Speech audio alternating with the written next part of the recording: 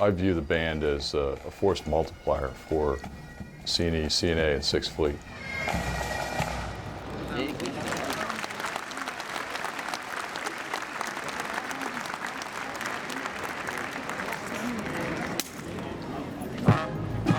The Navy is an extended arm of diplomacy for the U.S. government.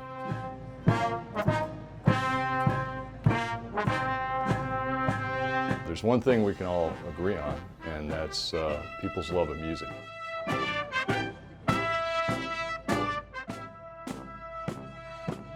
The best example of what we do is that we foster partnerships on a daily basis, not only when we're doing our mission out and about throughout Europe, Africa, the Middle East, and that sort of thing, but also on a day-to-day basis because we have 5 Italian musician partners that are with us.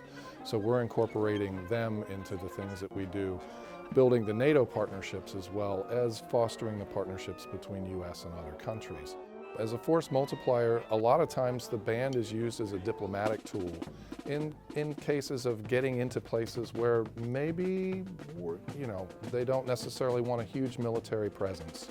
In the case of Antwerp, it was a celebration of the 72nd anniversary of the liberation of Antwerp by the Allied forces during World War II.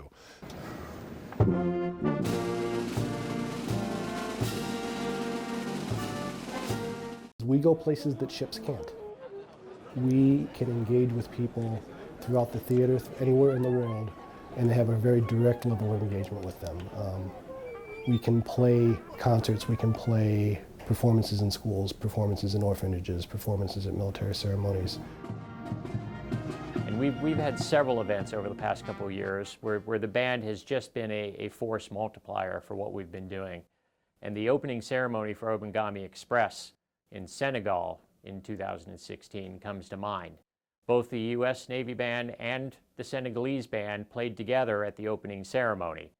And that was visible for all of the leaders there from the Gulf of Guinea that showed up for the ceremony. And it was just a truly impressive sight to see. Working alongside my Senegalese partner in preparing for that event, preparing our bands to perform at that event, and subsequently performing the event was an amazing experience. We were able to communicate, again, language barriers all over the place, but we were able to communicate with each other through music. And when it came time for the ceremony, the principals at the ceremony not only saw that, I'm convinced they felt that. They felt that level of connection, they felt that level of communication that existed.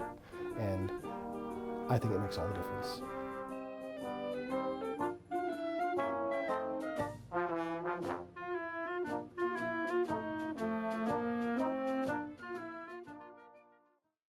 I really liked Black Sabbath. I really got into Jimi Hendrix and Led Zeppelin. In a job like this, you learn to appreciate all of it because you have to do all of it, especially when you play guitar, bass, or drums. A unit like the rock band, we are very big public outreach, public relations for the Navy. We go to places, even in America this applies, where some people haven't even seen a sailor before. And so we're the first sailor they see. Of course, in Europe, a lot of times we're the first Americans they've ever seen, depending on where we go. And that's a big thing, We're representing not just our service, but our country to people who, their opinions of our country might be based on what we do. So it's pretty important. And we're also bringing American culture everywhere we go. And it blows my mind how well people know it, no matter where we've been.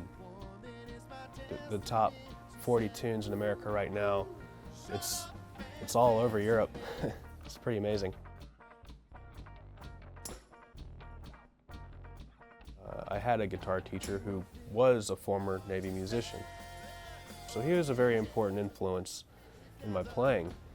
And so, I went off to college and did that, studied music for 4 years.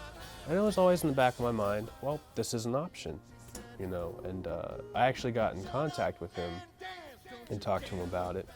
He gave me some pointers, just in general about joining the military and what to expect in the band. And Yeah, I took my audition with the Navy Band and got my letter of acceptance, and I went with it.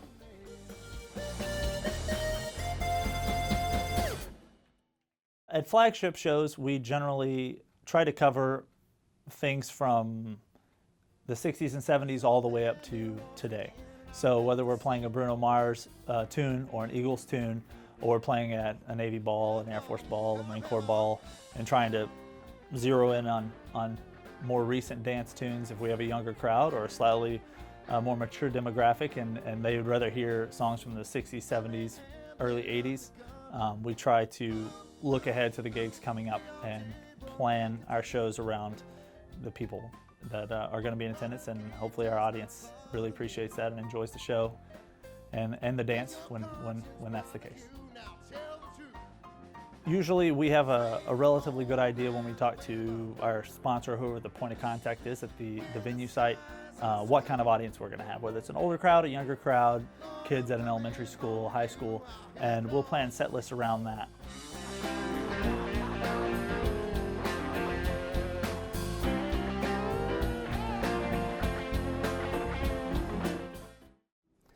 My family has a long tradition of military service. When I was in high school, I was drawn to the Marine Corps. I was speaking with recruiters. I wanted to serve my nation and wear the cloth of my nation. That meant a lot to me. My father served in the Air Force for many years in the 1960s. So that sense of giving something back and national service spoke to me. And it's been something that's been a wonderful journey for me, and I'm very proud to serve the U.S. Navy. Our job is to perform music, and we have folks that do that at an extremely high level, and they're fantastic people on top of all of that, just wonderful musicians. And for instance, the Tattoo in Antwerp, we were able to put that show together in under a week, and it's due to the high caliber of folks that we just have. The Naval Forces Europe Band is a tool that we can send downrange, and it just really provides an opportunity to have a connection to the local population and a visible face of the United States Navy. Often I've heard the State Department laugh about how the military has more musicians than the State Department has foreign service officers. Yet I have never seen the State Department, our professional diplomats, hesitate to take advantage of the opportunity to welcome our band to their embassy to play in events. Because it wasn't impersonal money for programs, it was actually a visible, uniformed face that they were able to point to as a product of the U.S. Embassy engagement. There was a young man who was extremely talented here named musician second class Corey Parker. Corey could sing anything. He could do James Brown better than James Brown. When he went down to Africa, he was a soloist, and he sang on national television in a continent with 52 nations. He reached out to 71 million people in Africa. That was the statistic.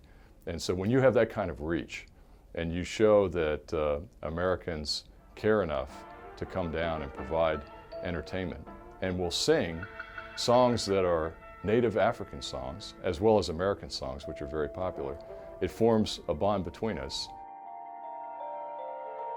You bring people together, and with one common denominator, that's love of music.